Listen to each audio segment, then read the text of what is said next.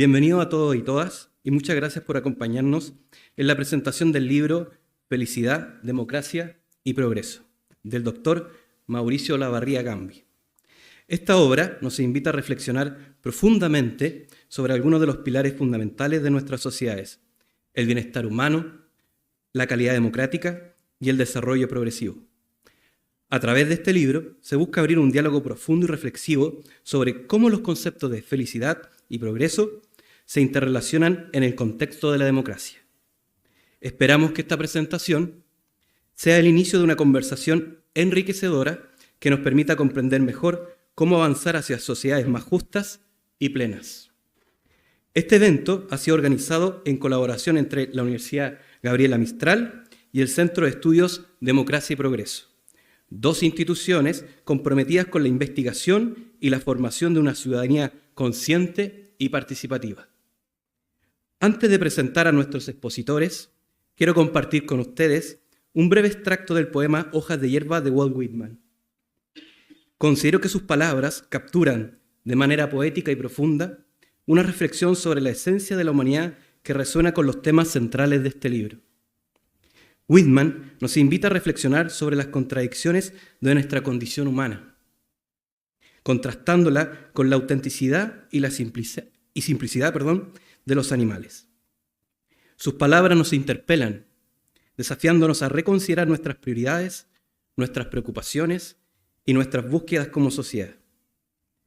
Dice el poeta: creo que podría vivir con los animales, son tan plácidos e independientes. No me canso de mirarlos. No se inquietan por su condición, ni se quejan de ella. No se desvelan de noche y lloran por sus pecados.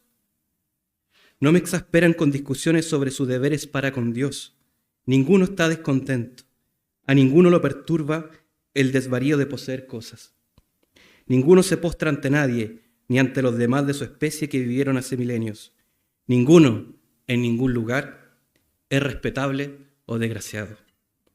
Espero que estas palabras sirvan como una invitación para abrir nuestras mentes y corazones y nos ayuden a abordar la discusión de hoy con una mirada renovada y reflexiva. Nos acompañan hoy Mauricio Olavarría Gambi, autor del libro, es doctor en políticas públicas por la Universidad de Maryland y director del Departamento de Estudios Políticos de la Universidad de Santiago. Autor de 11 libros, 34 capítulos de libros, 48 artículos publicados en revistas académicas internacionales indexadas y numerosos informes profesionales presentados en Chile y en el extranjero. Mariana Elwin es profesora de la Universidad Católica de Chile, destacada exministra de Educación y exdiputada y presidenta de la Junta Directiva de la Universidad Gabriela Mistral. Antonio Ecclesfield, abogado, académico y secretario general de la Universidad Gabriela Mistral. Ernesto Tironi, reconocido académico, empresario, economista en la Universidad Católica y doctorado del MIT. Sin más preámbulos, damos la palabra al doctor Mauricio Olavarría Gambi.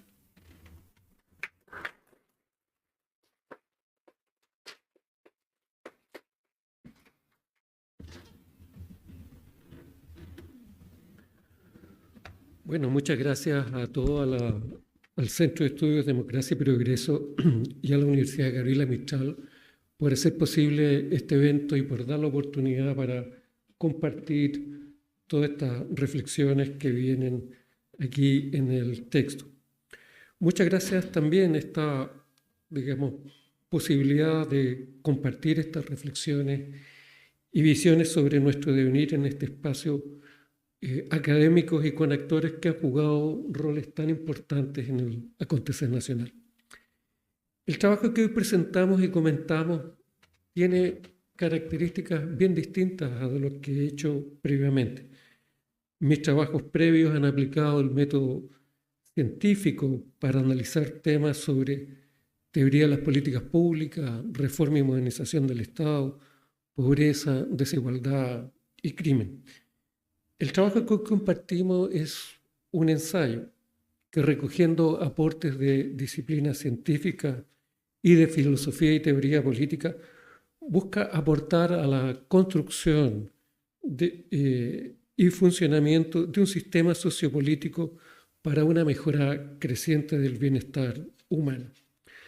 La pregunta que está detrás del trabajo o que lo motiva es cómo conceptualizar en un término el bienestar humano y cómo debe articularse un sistema sociopolítico para generar condiciones que permitan a los seres humanos alcanzar la finalidad de su vida.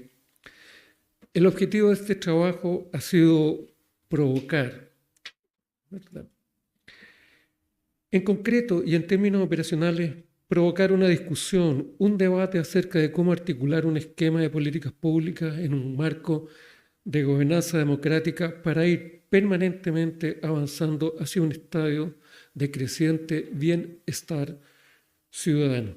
En ello, los tres conceptos que dan el título al libro son el hilo conductor de la reflexión. Ciertamente, como cualquier trabajo académico, la exposición que ofrece el libro está sujeta al escrutinio público, a comentarios, críticas, controversias y también a concordancia. Y es justamente ese el propósito de la exposición, particularmente en un contexto en que la institucionalidad democrática ha sido amenazada y en que hubo persistentes y conscientes esfuerzos desde finales del año 2019 por refundar la institucionalidad para instalar en el país una dictadura institucionalizada. La motivación central ha estado dada por la idea de felicidad y cómo ella se entiende en el diario vivir. La curiosidad por estudiar este concepto me surgió cuando realizaba mis investigaciones sobre pobreza y desigualdad, hacia mediados de la década del 2000 y principios de la del 2010. En ese espacio me causó curiosidad por ver trabajos de economistas acerca de la idea de felicidad y de mediciones de la felicidad, lo que me ha llevado a revisar trabajos de una amplia variedad de disciplinas de las ciencias sociales y humanidades.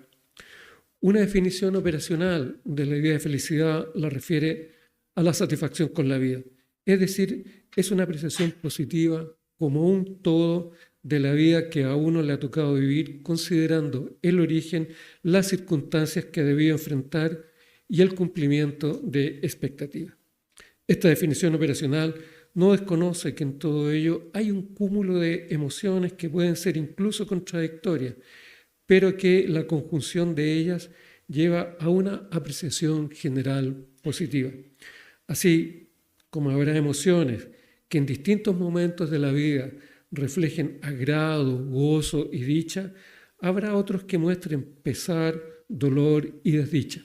Siguiendo a un muy destacado psiquiatra que desafortunadamente ya no está entre nosotros, Ricardo Caponi, en su libro titulado Felicidad sólida, la cuestión es que, vista la vida como un todo, al momento de la vida en que uno se encuentra, la apreciación es satisfactoria. Esta idea de felicidad se conecta con otros dos conceptos. Por un lado, con la idea de libertad que expone Amartya Sen, y por otro, con las ideas de vocación, inteligencia y voluntad provenientes del humanismo cristiano. Sen ve la libertad como la capacidad que tienen las personas para vivir el modo de vida que tiene razones para valorar, lo que se conecta con la idea cristiana de las vocaciones. La vocación hace referencia justamente al modo de vida que cada uno opta o asume. Ahí están la vocación por la familia o las vocaciones profesionales, que pueden ser religiosas, academias, empresariales, laborales o de tipo similar. La inteligencia hace referencia a la capacidad de conocer y la voluntad de actuar según ese conocimiento. De este modo, entonces, la felicidad o satisfacción con la vida es la consecuencia del conocimiento de la realidad que cada uno le toca enfrentar y actuar según ello para realizar su vocación, es decir, el modo de vida que cada uno valora. En ese contexto, ¿cómo entonces se entiende la idea de progreso? Brevemente diré que ello se refiere a un permanente tránsito hacia estados sociales de mayor bienestar humano. Esta es una concepción racional del progreso, en tanto ello implica una permanente evaluación de las condiciones sociales y su traducción en un mejor bienestar humano. En ello, los órganos del Estado y su aparato tecnocrático juegan un importante rol, en tanto deben aportar información acerca de si hay efectivamente avance hacia mejores condiciones de bienestar y promover acciones que, basadas en evidencia cierta, vayan en esa dirección. Por razones de limitación de tiempo en esta muy grata conversación, no ahondaré en la idea de progresismo. Solo citaré a mi proleguista, la decana de la facultad, con quien tenemos una linda amistad y quien por momentos es mi contradictora, ¿no es verdad? Entusiasmada con las corrientes que son fuertemente criticadas en el libro que hoy presentamos. Ella afirma que el vocablo progresismo ha llegado a ser un concepto vacío, que no ha logrado sistematizar un conjunto de postulados coherentes. En ello tenemos coincidencia. Yo agrego, por un lado, ese concepto lo han apropiado un conjunto de corrientes en sí contradictorias, como la socialdemocracia, que habita una sociedad capitalista sin buscar su reemplazo, hasta corrientes marxistas y postmarxistas cuya aspiración es el reemplazo del capitalismo por un estatismo totalitario o al menos hegemónico. Por otro lado, políticas públicas impulsadas en Chile por el autodenominado progresismo han resultado en pérdida de bienestar de los ciudadanos, como se expone con claridad en la carta de 23 destacados profesionales que reproduce el Mercurio el 3 de enero de 2016, página C1, cuestión que hoy es conformada por la evidencia de los datos, de la realidad y analistas de diversas tendencias. Varios de los firmantes de esa carta están hoy día presentes en esta sala. La cuestión siguiente es entonces cómo establecer un esquema de políticas públicas en un marco de gobernanza democrática que permita un tránsito permanente hacia estados de creciente bienestar humano, respetando los espacios de libertad de los ciudadanos. Aquí un primer aspecto es abordar la evolución del concepto de democracia, que debe focalizarse en una perspectiva legal procedimental como mecanismo de selección de élites, ha transitado a poner atención también en los resultados. Así, entonces, un resultado central que legitima al sistema político que la concreta es el conjunto de condiciones y circunstancias existentes en la sociedad que permiten a las personas optar por el modo de vida que tienen razones para valorar. Ello implica la necesidad de un diálogo social en que se expresen los intereses sociales, un proceso de articulación de ellos y coordinación de actores para establecer metas y condiciones que permitan a los ciudadanos desarrollar sus modos de vida y lograr satisfacción. Ello es recogido por el concepto de gobernanza, es decir, un proceso de coordinación de actores, de grupos sociales, de instituciones, con el objetivo de alcanzar objetivos definidos y discutidos socialmente. Esa es la idea de una gobernanza democrática, donde el Estado no es el actor único, sino que incorpora a variados cuerpos sociales, comunidades y sociedad civil en el proceso de gobierno y satisfacción de intereses colectivos. En ello, el rol de las comunidades es vital, pues ahí se da el diálogo entre los ciudadanos y desde ahí se proyecta el diálogo entre el Estado y esas agrupaciones ciudadanas con mira a abordar problemas y situaciones socialmente sentidas. Este no es un diálogo fácil y está revestido de gran complejidad por los intereses y visiones que en él se confrontan, pero es el que genera mejores probabilidades de alcanzar objetivos socialmente compartidos y metas de mayor bienestar humano. Así, en un marco de gobernanza democrática, el derecho ciudadano a una buena administración es el que establece los requerimientos a la acción del Estado y su maquinaria de gobierno. Por un lado, el aparato tecnocrático debe apoyar el diálogo con las comunidades, aportando conocimiento, evidencia y opciones de intervención, de modo que las políticas públicas que se impulsen como resultado de ese diálogo estén revestidas de racionalidad, tanto desde el punto de vista de una adecuada comprensión del problema que aqueja a los ciudadanos y las mejoras de bienestar que ellas generarán, como desde la perspectiva de equidad y eficiencia en el uso de los recursos públicos. La tecnocracia también deberá aportar información resultante de rigurosas evaluaciones de las intervenciones del Estado. Por otro lado, el aparato burocrático habrá de implementar las políticas públicas que resultan del diálogo entre los ciudadanos y el Estado y decididas por el nivel político del Estado con apego a la ley, la transparencia, imparcialidad, honestidad y probidad, responsabilidad y efectividad. El resultado esperado está bien recogido por el concepto de valor público, es decir, el proceso de satisfacción de aspiraciones ciudadanas normalmente no resueltas a través de transacciones de mercado. Dicho de otro modo, se espera que el resultado de la acción de la maquinaria de gobierno sea la generación de valor público, pues ello incrementa la probabilidad de que las personas encuentren las condiciones para desarrollar el modo de vida que tienen razones para valorar. En términos de lo que expone Amartya Sen, ello implica la expansión de la libertad.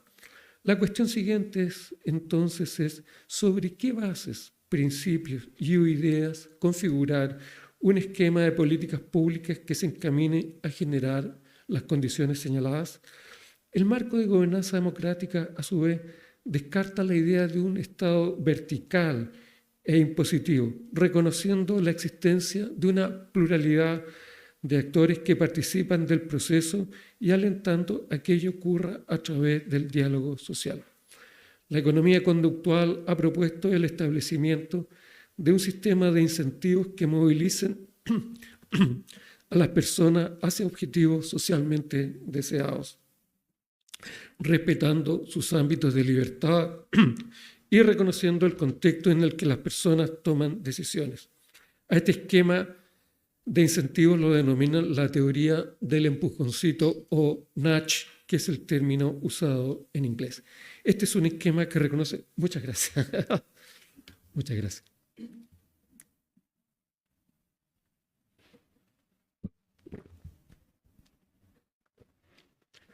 Este es un esquema que reconoce a las personas como actores de su propio destino.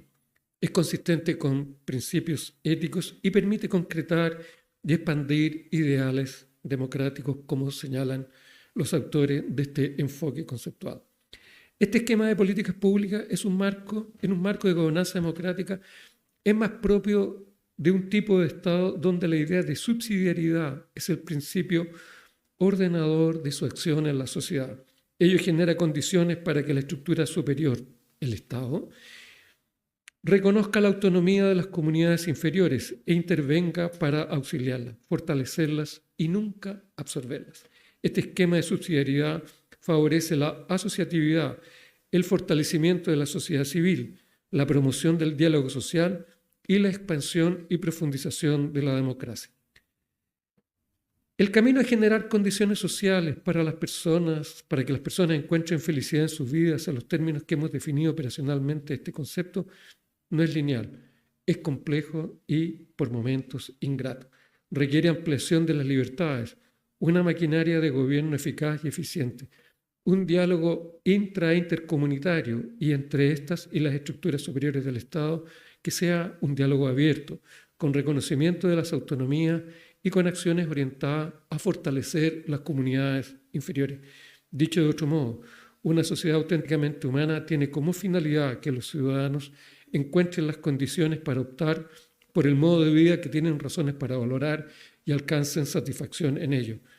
El camino para ello es el diálogo amplio y libre, junto a una efectiva maquinaria de gobierno donde la idea de subsidiariedad aparece como el diseño institucional que más probablemente facilita el camino, la construcción de las condiciones y el logro del objetivo. Al terminar, quisiera darme una licencia, quizá debería decir otra más. Las citas a canciones al inicio y al término del texto exponen dos motivaciones que me impulsaron a salir del ámbito estricto de la aplicación del método científico y aventurarme en este ensayo. Por un lado, soñar con un mundo mejor y por otro, entender que en los seres humanos también hay bondad y que ese es un motor central del progreso. Ambos en conjunto expresan optimismo y la férrea creencia en que un mundo crecientemente humano es posible. Muchas gracias.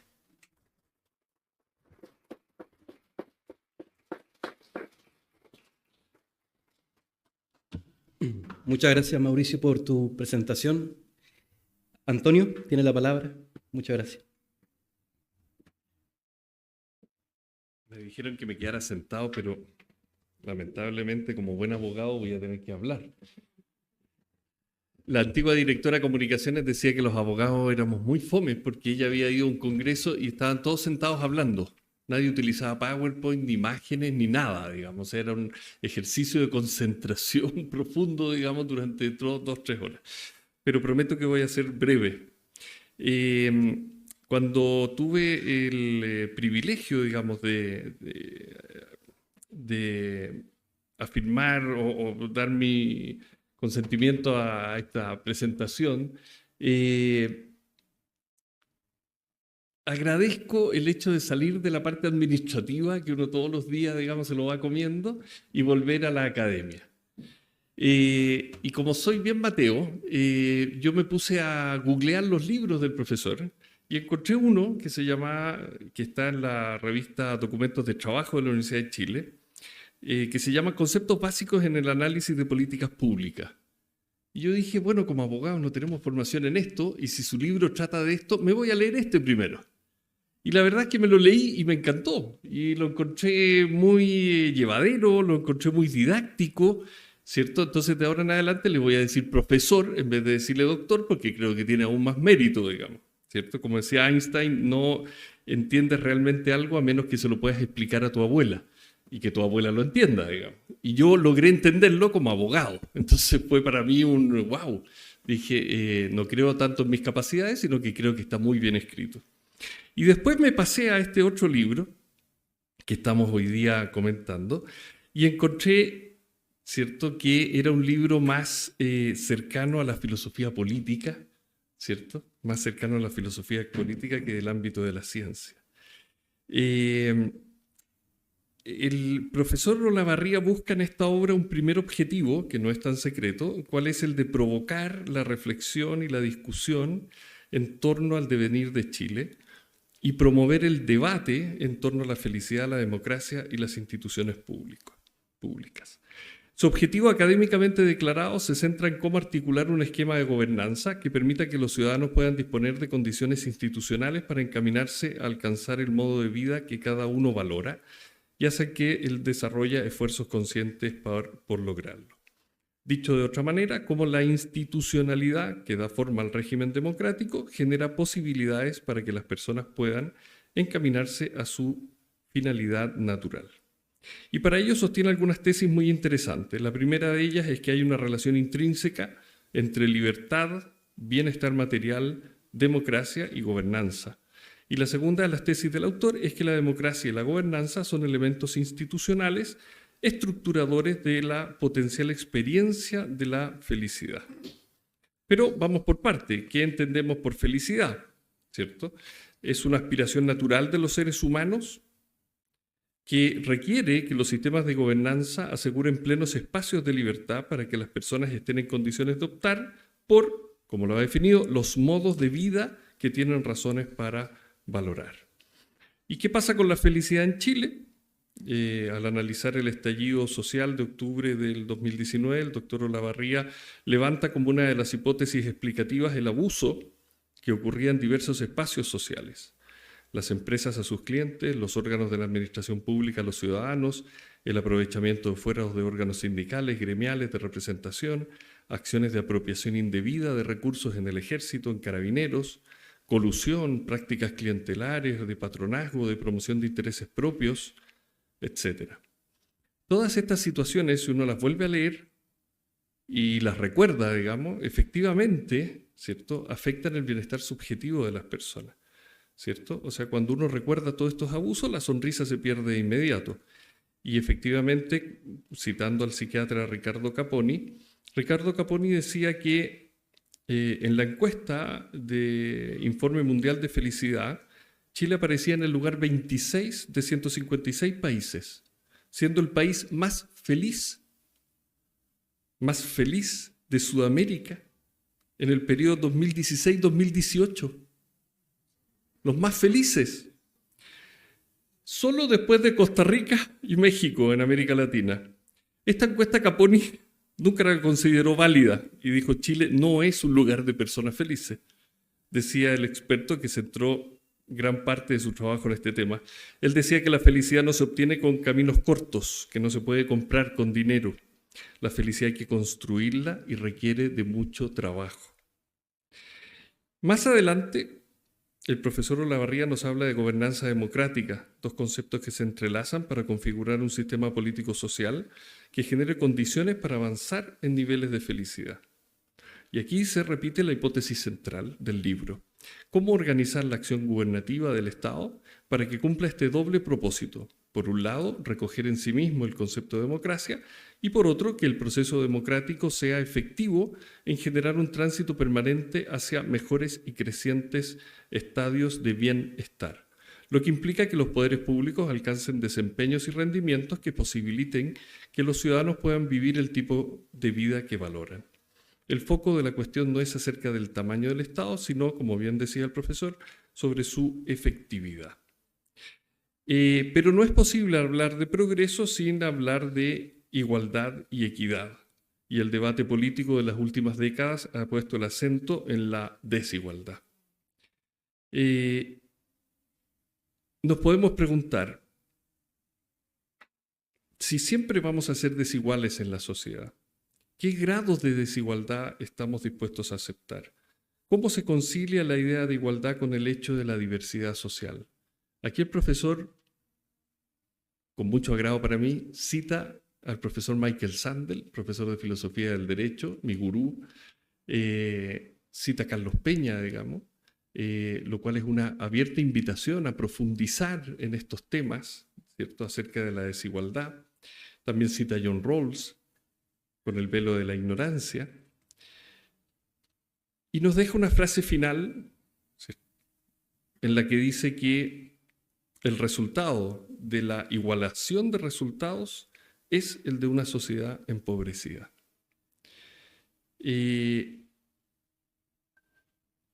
Por un lado, las intervenciones en el origen que estén orientadas a equilibrar los puntos de partida, por ejemplo, reforzar, complementar, potenciar el capital humano entre las personas, los cuidados de salud embarazadas, infantes, refuerzos nutricionales, la formación y desarrollo de competencias y habilidades en sectores desventajados socialmente, refuerzos familiares, electricidad, agua potable, internet, servicios públicos, todas estas ayudas, ¿cierto?, que están dadas en el origen de las personas y que apuntan a las generaciones venideras, van a traer como consecuencia, ¿cierto?, menores desigualdades en la sociedad.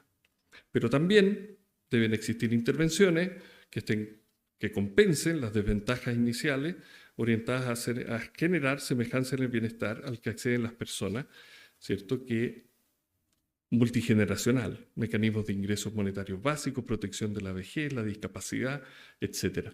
O sea, la tarea es tremenda, digamos, desde el punto de vista de, efectivamente, las políticas públicas que precisen, reconozcan efectivamente cuáles son los problemas públicos, ¿cierto? Políticas públicas que vengan desde abajo hacia arriba, ¿cierto? No como el Transantiago, ¿cierto?, que borra, se me ocurría, ¿cierto?, que este Transantiago que borra todos los recorridos de las micros amarillas que se fueron generando entre los empresarios y la gente durante decenas, los borra y hace un análisis técnico, ¿cierto? Y dice, no, lo mejor es que este bus vaya por acá. Entonces la política pública falla, ¿cierto?, no solo en reconocer el problema, quizás lo reconoció bien, pero le faltó conversar con la gente y se saltó a la tercera etapa, que es el análisis técnico. Si hubiese conversado con la gente, ¿cierto?, si hubiese logrado un diálogo democrático, hubiese quizás sido distinto el resultado. Como reflexión final, y los incito a leer el libro, digamos, felicidad, democracia y progreso son conceptos indisolublemente entrelazados en el propósito de construir una sociedad plenamente humana. La felicidad expone el objetivo, el progreso identifica el camino, la democracia establece la institucionalidad para transitar a ese objetivo. Muchas gracias, profesor.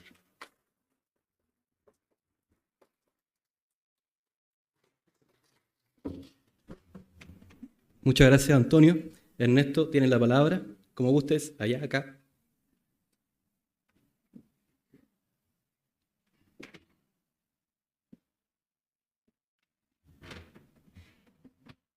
Muy buenos días. Muchas gracias por esta invitación de la Universidad, de los Centros de Democracia y Progreso y especialmente de Mauricio. Lo primero que hay que hacer es felicitarlo por la audacia y la valentía de abordar este tema. Progreso, democracia y felicidad. Yo le pregunté por qué quiere que yo comente esto. Me dijo algo que no voy a revelar. Le dije, bueno, tú te arriesgas.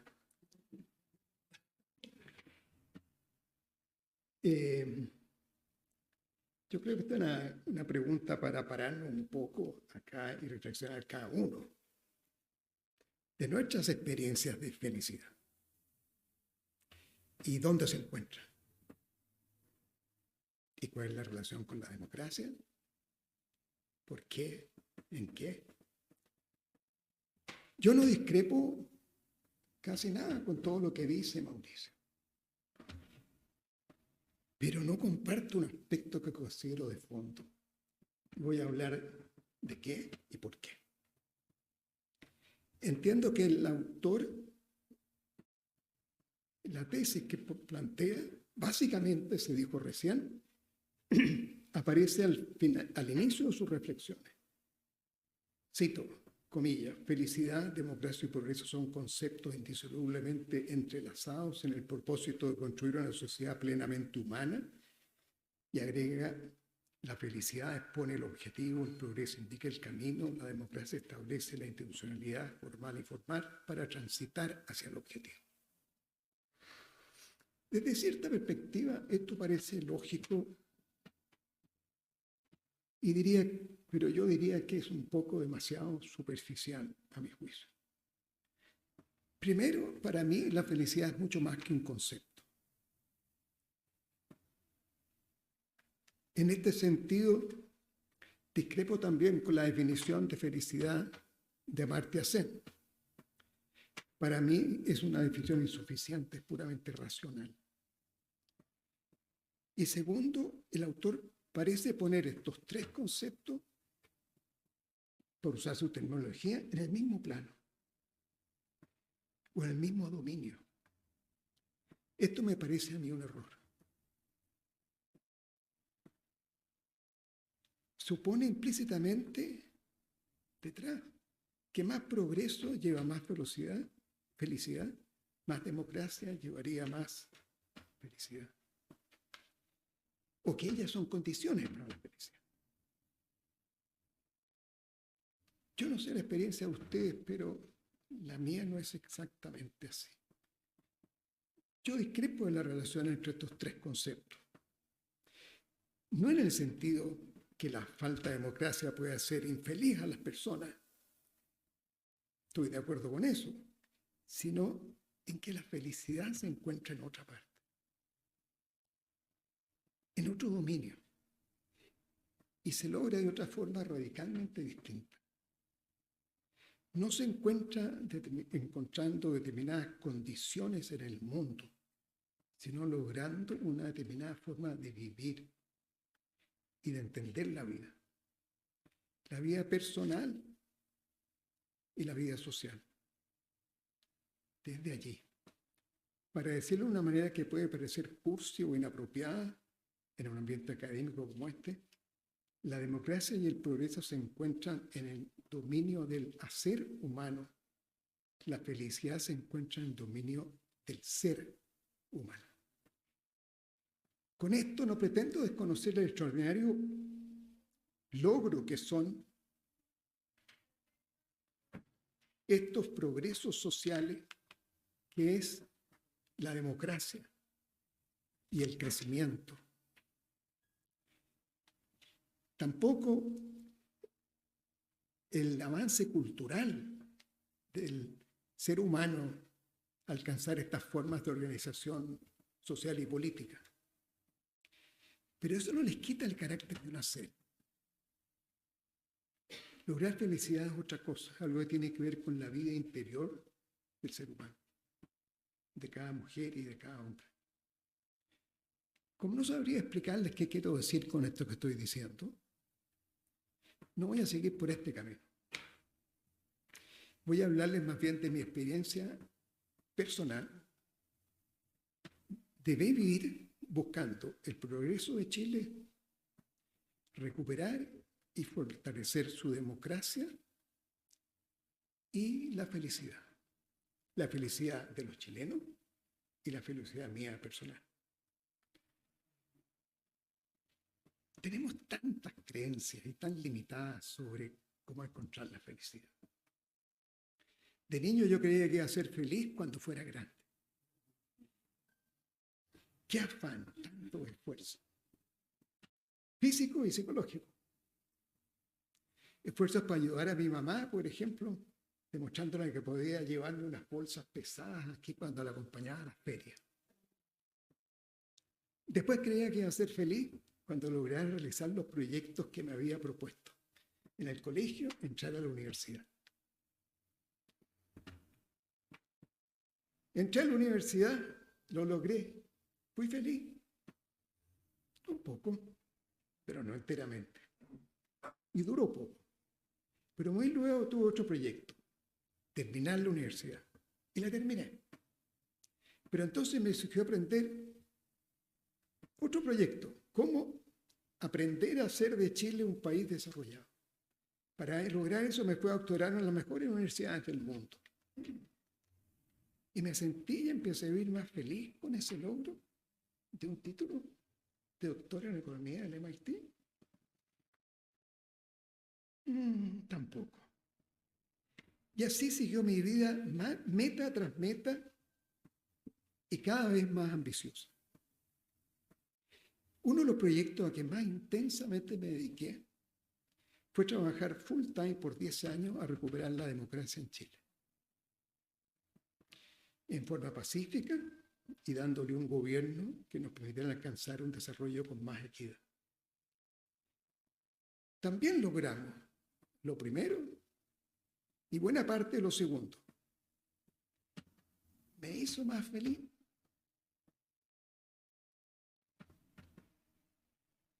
Después me pareció insuficiente lo que podía hacer desde el Estado. Y de trabajar desde allí por el desarrollo chileno. Entonces me propuse el proyecto de ser un consultor y asesorar empresas para grandes proyectos de inversión en servicios públicos, que era lo que me interesaba. Gas natural, hospitales públicos. Y de ahí salté a transformarme yo mismo en empresario. Desde startups digitales que inventé hasta una financiera para créditos a pymes. Finalmente desarrollar colegios subvencionados en poblaciones vulnerables y darle asesorías a ellas para descubrir cómo transformar y mejorar sustancialmente la educación. ¿Me hizo feliz todo esto?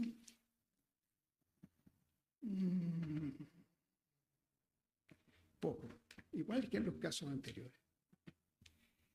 Por entonces, y ya con alrededor de 65 años, empecé a darme cuenta que algo andaba mal con mi entendimiento de cómo ser más feliz. Por el contrario, vivía cada vez con más estrés, que lo negaba, por cierto. También sentía satisfacción, incluso frustración, al no avanzar todo lo que pretendía con mis proyectos.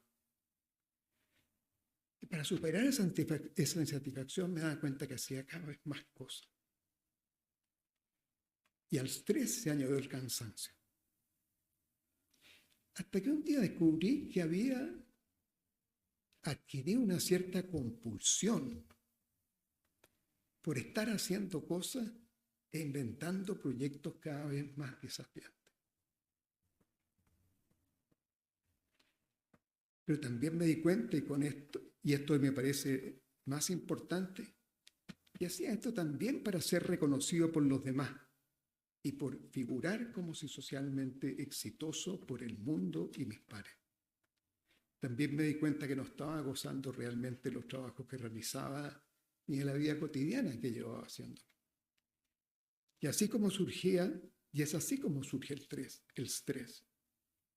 Aparece cuando hay un foco excesivo y continuo en el futuro, en algo por alcanzar, y no en el momento presente que estamos viviendo. Entonces la pregunta siguiente para mí fue, ¿de dónde me salen estos impulsos tan fuertes, así como tan dañinos para mi paz interior y para mi efectividad?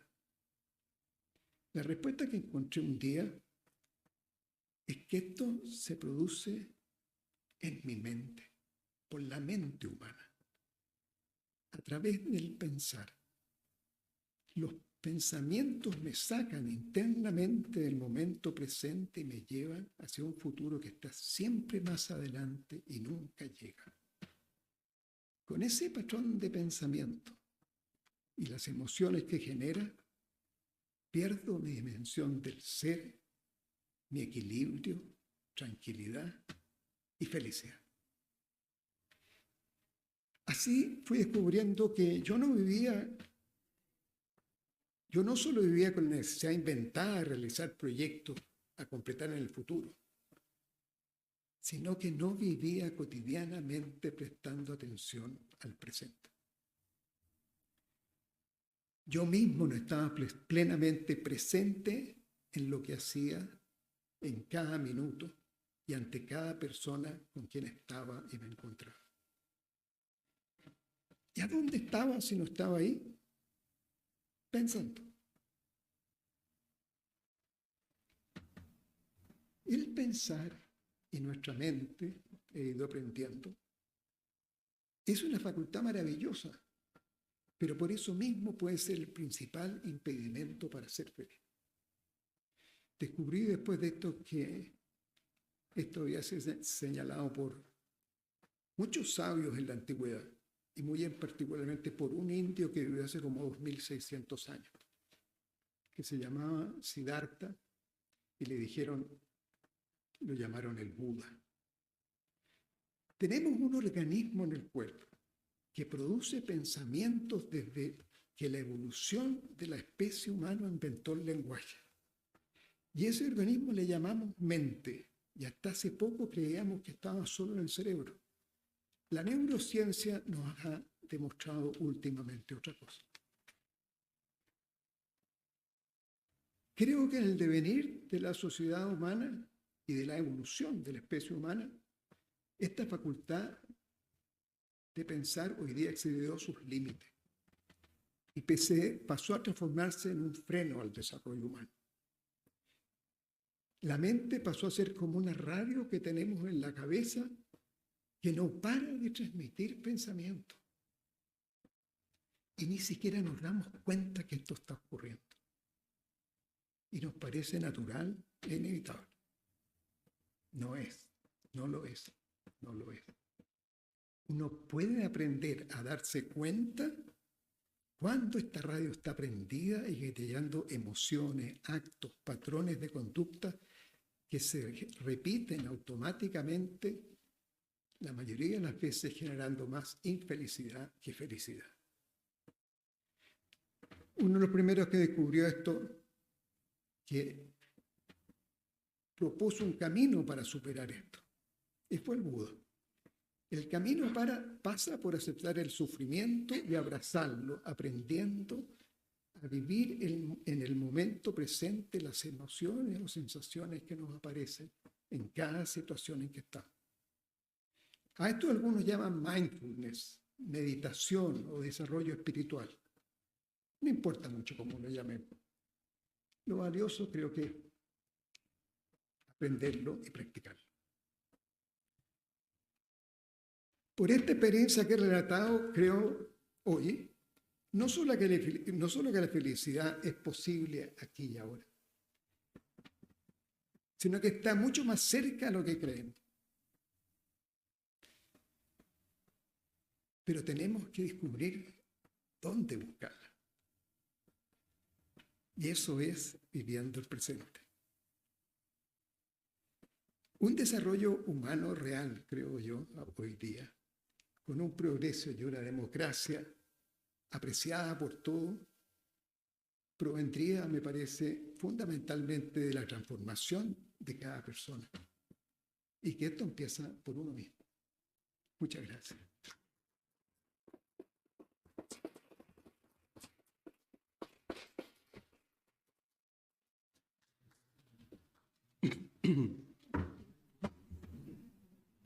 Muchas gracias, Ernesto, por tus palabras. A continuación, Mariana Elwin nos va a comentar su parecer sobre el libro. Gracias.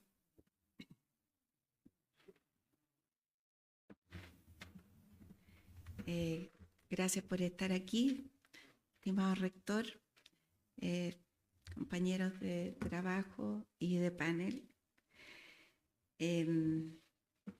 Ernesto es muy inconformista, creo, pero me voy a salir un poco de las ideas que tenía, aunque las voy a abordar, porque pensé, y perdón que la autorreferencia también, pensé que Ernesto hizo un análisis de si la felicidad se alcanza poniéndose metas y logrando metas. Y quiero compartir algo que decía mi padre siempre y que yo creo que lo practicó. Y creo que él fue un hombre bastante feliz. Él sostenía que la vida consistía en abordar las tareas que te iba poniendo. A mí, la vida te va poniendo tareas, no metas, sino que te pone tareas. Y la manera que tú abordas esas tareas, vas construyendo este devenir. Y yo siento que en la definición final, o sea, creo que es tan complejo el tema de la felicidad, pero la definición que hace Mauricio, que las personas alcancen aquello que valoran, o que las personas vivan de acuerdo a aquello que valoran. Más o menos, yo no sé cómo, pero me parece que es una definición que va más allá de las metas que se propone y también que va más allá del bienestar que se logra, ¿no?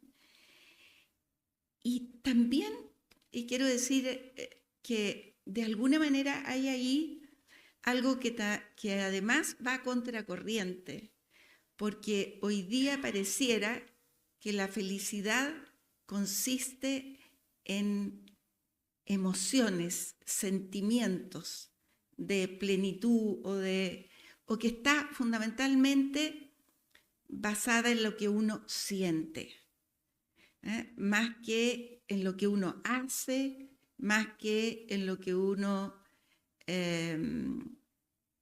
valora, sino que en lo que uno siente, en el sentimiento. Y uno puede ver que en las nuevas generaciones, y aquí hay algunas personas, eso prima mucho. Me siento feliz, y es verdad, es un sentimiento. Uno se siente feliz y a veces se siente infeliz, pero la felicidad está más allá de construir un bienestar material y más allá de ese sentimiento, de sentirse o no feliz. Y yo creo que hoy día llegamos, estamos viviendo una sociedad que llega al extremo en esto de la valoración del sentir. Por ejemplo, me siento en mi cuerpo de mujer, yo me siento extraña. O me siento que me llamaron la atención en mi trabajo porque, no sé, tuve un caso hace poco de un profesor que tenía varios en un establecimiento educacional, que los niños no habían entrado a clase y pasó la directora y abrió la puerta y le dijo, profesor, estos niños no han entrado a clases, ¿por qué? Le abrió la puerta para que entraran. Y él usó la ley Karim, porque se sintió vulnerado en su dignidad, porque la directora hizo entrar a los alumnos a la clase. Y ahí estamos, luchando con la ley Karim. La felicidad, un sentimiento. Y me siento agredido en mi dignidad, me siento incómodo en mi feminidad, me siento como me siento. Y es un concepto de felicidad muy individualista, cómo me siento yo internamente. Y es verdad que la felicidad es individual. Y por eso a mí me parece interesante la relación de la felicidad con la libertad y con la autonomía personal. Insisto que, y también con una cierta racionalidad de cómo vivo, cómo quiero vivir, cómo quiero hacer mi vida. Y yo me imagino que hay niveles de desarrollo intelectual y de conocimiento y de estudio y de lectura que son muy distintos en las personas. Y entonces, por ejemplo, una familia muy pobre que vive en un campamento, si la sociedad no le brinda oportunidades de vivir en una casa digna, yo me imagino que su felicidad, la felicidad de esa familia, va a aumentar si esas condiciones existen. Ahora, no es automático, pero también es la condición que es necesario crear. Y me paso a la idea de progreso, y creo que también es contracorriente un poco lo que plantea Mauricio, porque el progreso, en definitiva, y voy a tomar esta imagen del progresismo, que sin embargo tiene grandes aspiraciones, el ideal, por ejemplo, de la igualdad, y termina obstruyendo las posibilidades de desarrollo de las comunidades, de las personas. Y voy a tomar el caso de, por ejemplo, las dos convenciones constituyentes. O sea, la primera convención fue un anhelo, o sea, ahí había un gran anhelo de progreso, pero desde aquello que se sentía, sin ninguna racionalidad. Y finalmente, ese anhelo de progreso nos llevaba a un progresismo sin progreso.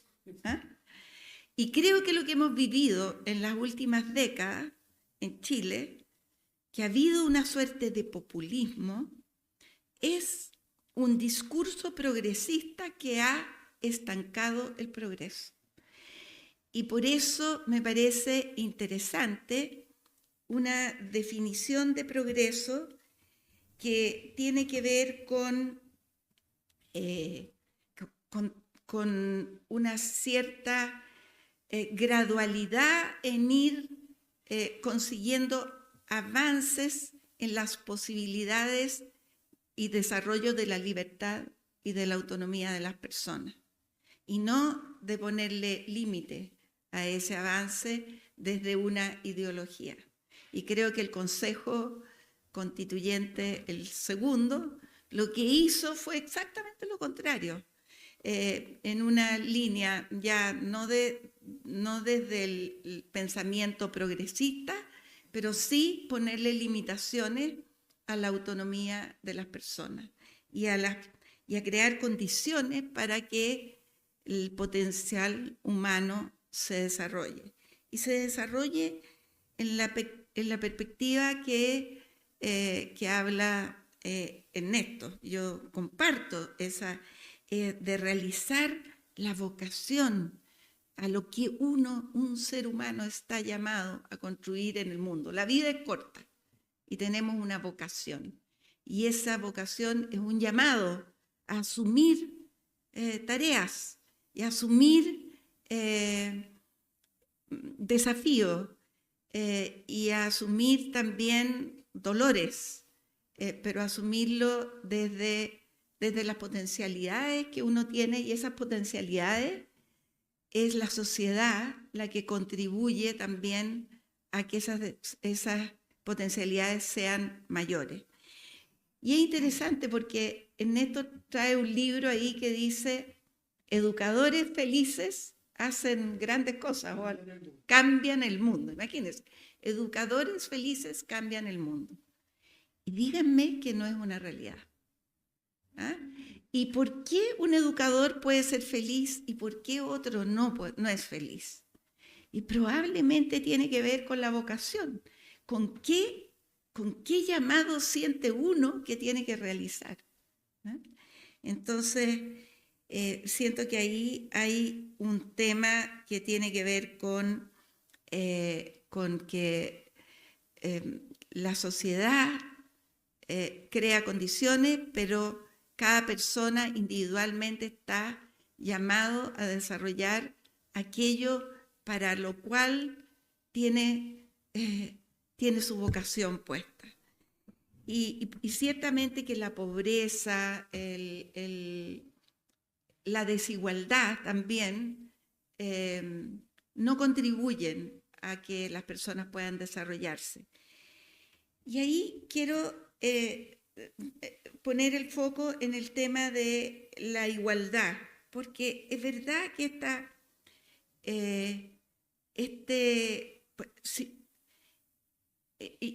las políticas públicas, porque cuando las políticas públicas se ponen al servicio de la igualdad, muchas veces prescinden de la necesidad de focalizar en aquellos sectores que tienen más dificultades para realizar sus propias vidas.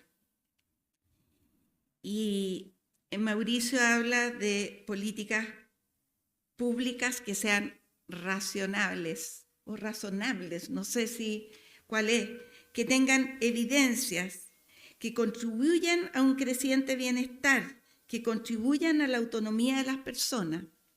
Y en educación uno puede ver muy fuertemente esto. Cómo la política pública puede ayudar a que las personas crezcan o a estancar aquel crecimiento cuando se toman sobre la base de intuiciones, de voluntarismo y no de evidencias respecto a aquello que va a pasar. Y yo creo que un ejemplo en educación es el tema de la gratuidad. O sea, todos queremos gratuidad universal en un país que no tiene recursos para pagar esa gratuidad universal. Sin embargo, queremos políticas iguales para todo el mundo, cuando lo lógico sería que en un país como el nuestro, sobre las evidencias y la racionalidad, decidiéramos que la gratuidad tiene que ser focalizada y que tiene que tener un límite, y que quienes puedan pagar lo hagan, porque también esa focalización puede ir igualando las oportunidades. En cambio, si tú tienes gratuidad universal, las disparidades van a seguir siendo las mismas. Entonces, ¿dónde se ponen los incentivos? En vez de dónde se ponen los instructivos, las instrucciones, las leyes, las normativas, que creo que es lo que está pasando. Por eso también creo que esta idea de progreso y políticas públicas van contracorriente de lo que está pasando hoy día. Y por último, o sea, si hay democracia y una gobernabilidad,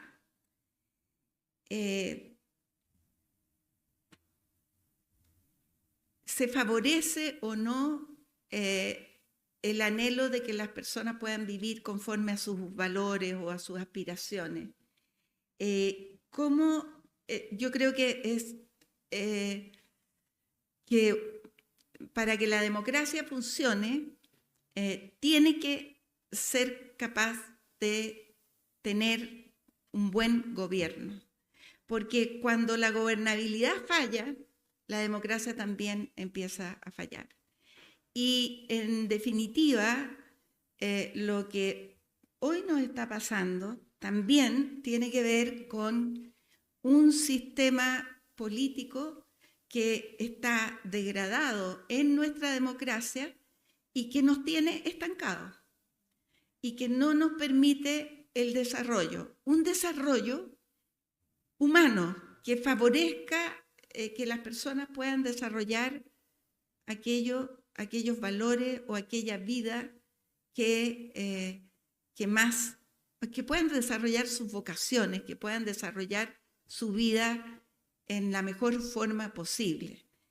En definitiva, creo que este texto nos invita o pone en cuestionamiento algunas ideas prevalecientes en la sociedad actual, como la idea de que la felicidad tiene que ver con lo que siento en un momento dado y puedo cambiar hasta el sexo o el género, no sé ya a esta altura qué es lo que es, por aquello que sentí en un momento, o que el progreso tiene que ver con la igualdad de la sociedad, o que la misma democracia tiene que ver con una representación tan difusa de los distintos intereses que el diálogo y las políticas públicas, que el diálogo que dé la gobernanza impide que las políticas públicas puedan favorecer este anhelo de desarrollo feliz que las personas tenemos internamente. Así que gracias, Mauricio, por este aporte, y creo que es interesante hacer estas reflexiones porque, como dijo Ernesto, la vida actual no nos da mucha oportunidad de hacerlo. Y también valorar mucho las palabras de Antonio, que además se permitió leer 2 libros del autor para poder iluminarnos en algo que yo creo que contribuyó mucho a hacer esta reflexión. Así que muchas gracias.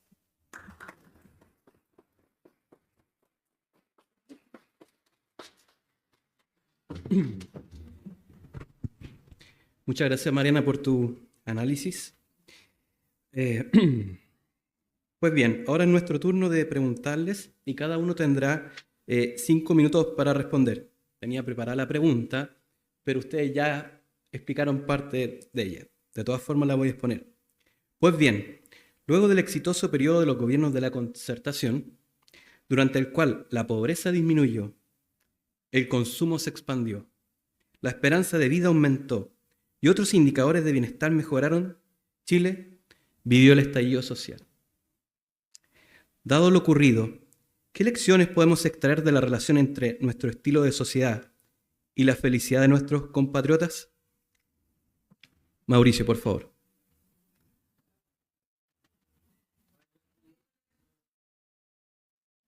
Vaya pregunta. Sí, vaya pregunta. Quizá antes, digamos, una breve referencia, digamos, a lo que señala Ernesto, que no es contradictorio lo que él plantea en el término de los sentimientos, como muy bien lo aclaró Mariana, respecto de la idea de, digamos, de optar por una vocación. Ernesto optó por una vocación, en verdad quiso ser economista y quiso contribuir en distintos momentos de su vida a la sociedad, y yo creo que lo ha hecho muy bien, digamos, más allá de que se sintió agobiado, todos nos sentimos cansados en algún momento. Pero mientras Ernesto hablaba, me acordaba de la canción que uno canta en la misa del pescador de hombres, que mi cansancio otro descanse, ¿no? ¿Verdad? Y en consecuencia eso es una contribución que uno está haciendo y esa es la parte, como bien recuerda Mariana, de la vocación que cada uno de nosotros tiene por aportar al bienestar del resto, de los demás, y no es una visión individualista, ¿verdad? Ahora, Zen lo que habla es de libertad, Zen no habla de felicidad, y Zen habla de que la libertad es esa capacidad de optar por aquel modo de vida que cada uno tiene razones para valorar, que en términos cristianos hablamos de la vocación, esto que impulsó a Ernesto a hacer todos los esfuerzos, a sentirse agobiado, cansado, digamos, y en un momento parar a reflexionar. Entonces, ahí es muy interesante y le agradezco mucho el comentario.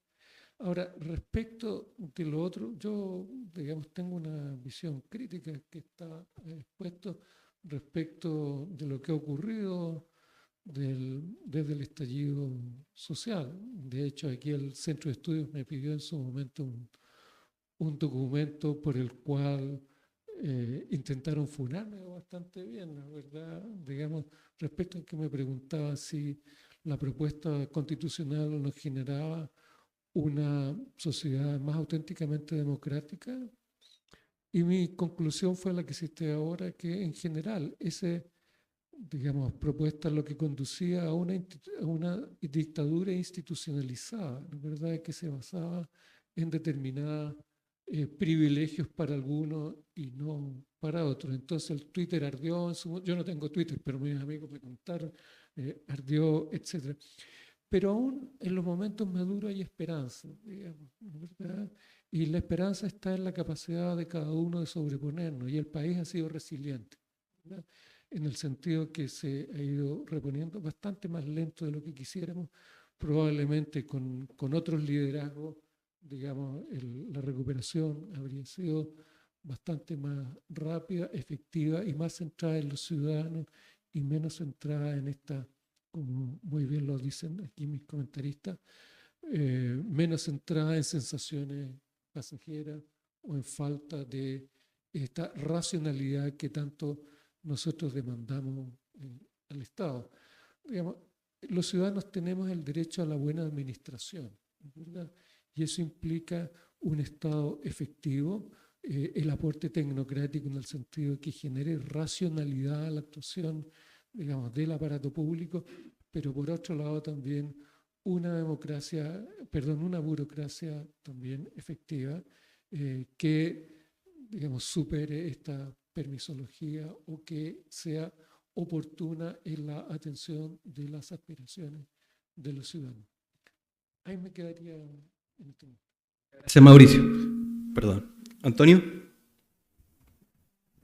Yo quiero hacer unas reflexiones antes. Yo creo que, a ver, la democracia nació en Atenas, ¿cierto?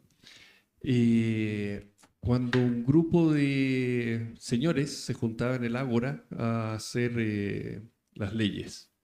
No participaban las mujeres, no participaban los esclavos, que eran el 60% de la población, no participaban los jóvenes, participaban solo ellos y ellos hacían las leyes, ¿cierto? Dependiendo de quién ganaba en esta retórica, en esta oratoria, digamos, y convencía al resto. La teatrocracia, como decía Platón. Entonces, si nos vamos al concepto de ley de esa época y se lo preguntamos a Aristóteles, Aristóteles nos decía que la ley era el común consentimiento de la ciudad. Claro, porque la polis se ponía de acuerdo en las leyes que ella misma necesitaba. Eso hoy en día ya no existe. O sea, es absurdo pensar que el gobierno hoy en día responde a esa democracia. La democracia hoy día está exigida por un montón de otras cosas, digamos. O sea, la sociedad ha evolucionado de una manera increíble. Entonces, hoy día lo que se habla es de gobernabilidad o de ingobernabilidad. Entonces, nosotros tenemos que lo más básico dentro de la sociedad son las libertades, la libertad de opinión, la libertad de expresión, de reunión, etc. Y eso no es democracia. Esa es la mesa donde vamos a poner el juego llamado democracia, donde vamos a jugar. O sea, es lo mínimo de lo mínimo, digamos. Y después viene el juego que llamamos democracia y donde nosotros vamos a jugar. Y una democracia que Chile ha entendido cada vez más como exigirle cosas al Estado, digamos, como demandarle al Estado un montón de cosas que, como decía Mariana, al Estado no le da, digamos. O sea, oiga, es que queremos gratuidad en la educación, oiga, es que no tenemos plata. No, es que queremos una salud, oiga, es que no hay más recursos, digamos. ¿Te fijas? Entonces, no, hay que sacarle los recursos a alguien, entonces. ¿Te fijas? Entonces, cada vez más se busca que el Estado sea mucho más eficaz y mucho más rápido en resolver, ¿cierto?, las necesidades de las personas. Si esto lo llevamos al estallido social, yo no sé si podemos develar algo, digamos, porque uno se acerca a la realidad social pensándola como un estudio científico y tratando de descubrir cuál fue el camino. Ah, no, el estallido social pasó por esto, esto y esto. Y la verdad que la realidad social es mucho más amplia. No vamos a poder llegar nunca a un derrotero que diga efectivamente por qué se produjo el estallido social. Es multifactorial y yo creo que en una sociedad, uno de los factores, digamos, que yo aportaría es que en una sociedad muy precaria como la chilena, donde uno es capaz de perder todo lo que tiene por una enfermedad catastrófica, por un terremoto, por una inundación, por el volcán, digamos, por una serie de desastres que tenemos como ciudad, como país, digamos, es una sociedad muy precaria. Entonces, el hecho de que alguien me toque el bolsillo para mí es muy fuerte, digamos. Para los chilenos muy fuerte. Entonces, todo lo que tenga relación con colusión es un escándalo tremendo, digamos.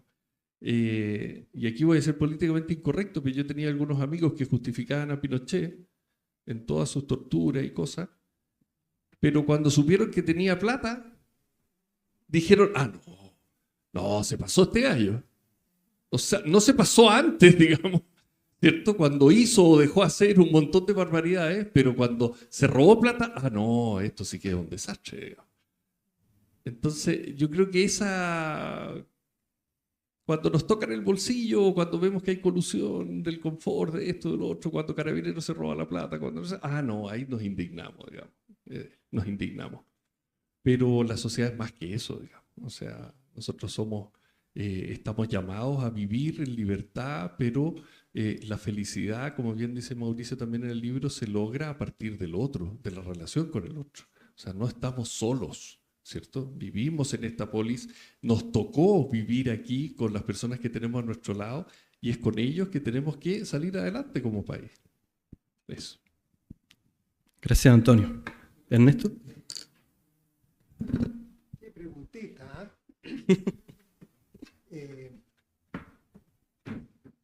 Yo creo que lo podemos entender esto como un gran incendio. Y para un incendio creo yo que se necesita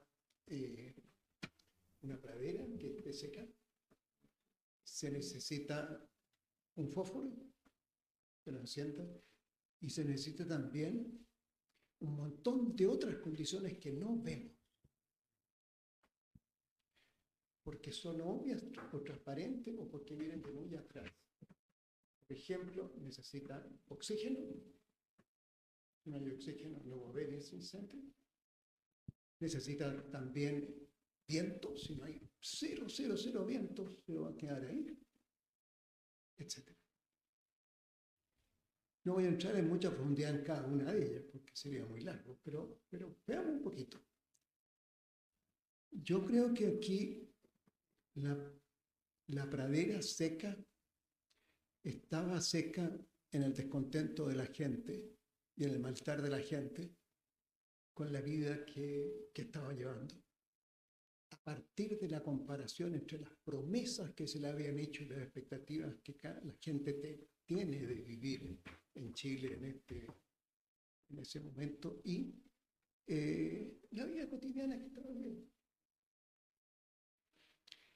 Y para esto hay que entender, primero que nada, lo que fue la campaña presidencial de Piñera, que planteó crecimiento muy rápido, y la gente lo esperaba.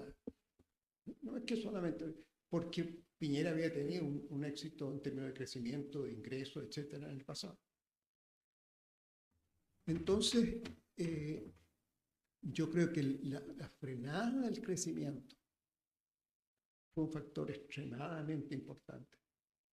Y especialmente el ingreso de los jóvenes y jóvenes recién egresados, y eso lo ha documentado Sapelli, un economista, y otra gente, creo que fue muy importante. Además, recordemos el momento presente en que esto ocurre. Llevábamos en Chile, en ese momento, la gente iba volviendo a su casa un día viernes y se encuentra con que no tiene cómo llegar, que tiene que caminar horas. Nadie le da ninguna explicación. ¿Qué pasó? Después escucha que el presidente está, dice, cree la gente, comiendo en un restaurante. Hay esas condiciones precisas del instante que son muy importantes. No hablo más sobre eso, yo sé que son 5 minutos y no me voy a extender. Y voy a hablar, sí, de que aquí hubo un fósforo. El fósforo que siempre se piensa es Venezuela, se dice. Esto fue un estallido que preparó alguien con mucha precisión.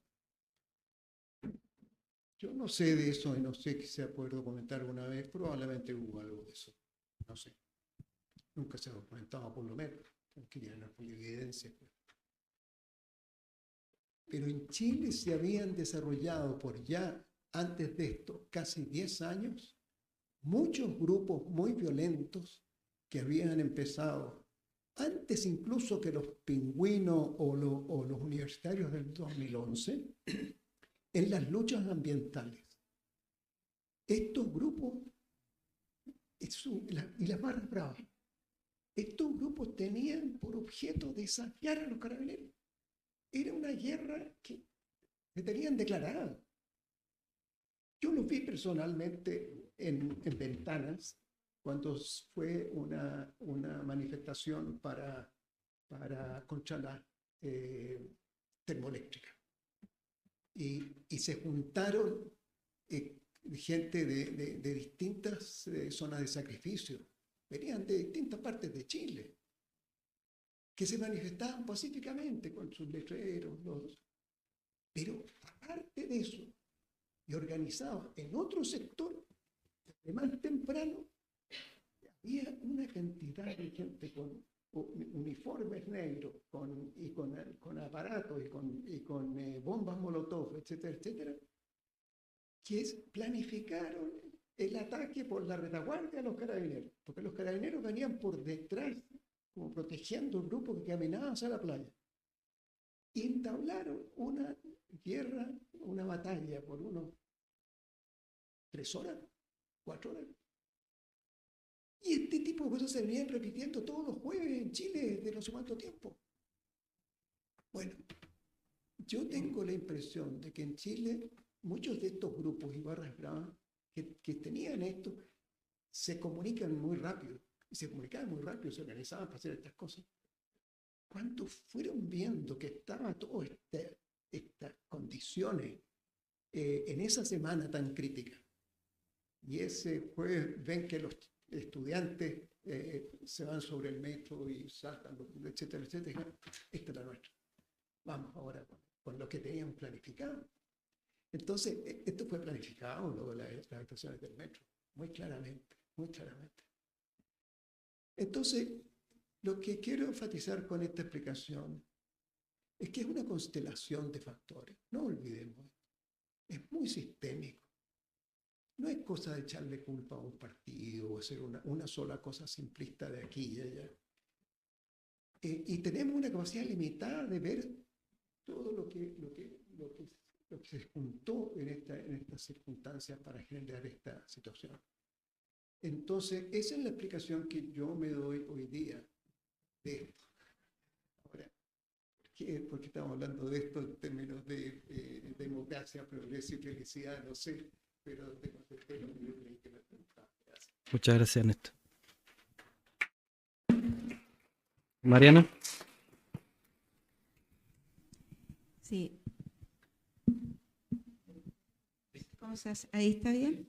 Sí, no sé si puedo agregar mucho más, yo creo que falta estudio para entenderlo, pero sí voy a decir dos cosas que creo que fueron importantes en detonar lo que pasó. Uno, un gobierno que fue muy débil para detener la violencia. O sea, ya había, por mucho tiempo, un gobierno de derecha, pues no se atrevía. Y una policía que tampoco se atrevían porque tampoco tenían popularidad, entonces, pero que además no tenían respaldo. Por lo tanto, creo que el gobierno de Sebastián Piñera fue muy débil para usar los instrumentos que tiene el Estado legítimos para parar la violencia a tiempo. Y una oposición también muy condescendiente con la violencia. Una oposición que nunca estuvo en contra de la violencia, que fue ambigua. Incluso la oposición más democrática fue ambigua. Y entonces creo que también es un factor que contribuyó. Y conectando con el libro, creo que la gobernabilidad estaba muy deteriorada. Incapacidad de llegar a acuerdos ya con muchos partidos políticos, con una oposición terriblemente hoy día, que hoy día es gobierno y que siente que la oposición actual es muy dura con ellos, pero ellos fueron 10 veces más duros, y ellos quisieron votar el gobierno de Sebastián Piñera. O sea, aquí había un intento de golpe de Estado. Lo había. Y el primer día el Partido Comunista dijo tiene que renunciar Sebastián Piñera. Y a los pocos días ya se producen las acusaciones constitucionales que se salvan por muy pocos votos. Entonces, creo que ese también es un aspecto que hay que considerar, especialmente en lo importante que es el rechazo de la violencia por parte de todos, el uso legítimo de la fuerza por parte del Estado, y eso tiene que ver con gobernanza y la posibilidad de que los políticos se pongan de acuerdo para enfrentar en conjunto situaciones tan disruptivas o tan dañinas para la democracia como fue el estallido. Y eso no existió. Muchas gracias, Mariana.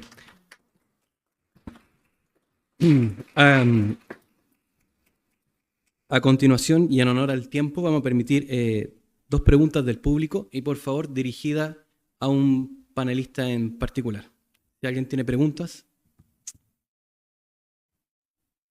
No. Fantástico. No hay preguntas. ¿Ya? Sí, por favor. Yo voy a propósito de lo que decía Mariana, puse una cita de Claudio Magris, un ensayista italiano, poeta, qué sé yo, y él decía, debemos tener una recíproca indulgencia, a propósito de la humanidad hoy en día, digamos. ¿Cuán estúpido es este común y poblado camino de herirse recíprocamente? Me parece imperdonable añadir más dolor a la vida. Hay que reconocer la propia pequeñez y no tomar las propias elucubraciones como el centro del universo. El hombre es polvo y al polvo volverá, pero nada obsta para que en el intertanto pueda beber algún buen vaso de vino en buena compañía. Wow.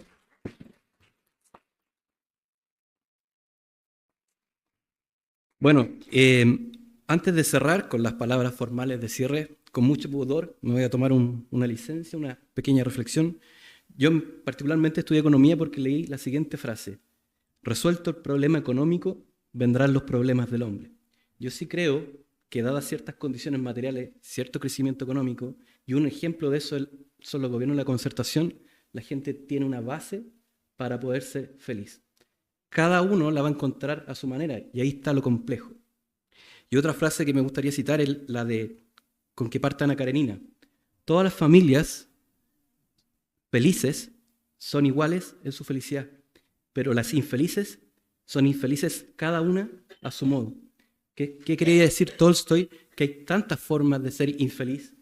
Cómo criar a los hijos, qué religión, a qué colegio llevarlos. ¿Se fijan? Eso era una pequeña licencia que me tomo. Agradecemos profundamente su presencia y su interés en ser... Gracias.